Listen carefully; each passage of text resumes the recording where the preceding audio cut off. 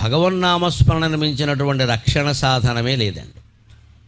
నిరంతరం మనస్సులో నమశివాయ నమశివాయ నమశివాయ అనే పంచాక్షర మంత్రం నడుస్తూ ఉండాలి.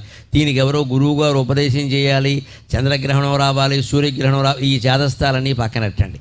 మనస్సును మించినటువంటి తీర్థం లేదు, శరీరాన్ని మించినటువంటి క్షేత్రం లేదు, అంతరాత్మను మించినటువంటి గురువు లేడు, జీవితాన్ని మించిన గ్రంథం లేదు.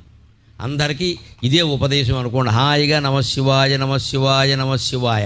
రాత్రి పడుకున్నా సరే నిద్ర పట్టకపోతే నమశివాయ, లేచి మొహం కడుక్కుంటూ ఉంటే నమశివాయ, అన్నం తింటుంటే నమశివాయ, ఎవరన్నా కనపడితే పలకరింపు కూడా నమశివాయ, మీరు ఫోన్ ఎత్తి మాట్లాడవలసి వస్తే నమశివాయ.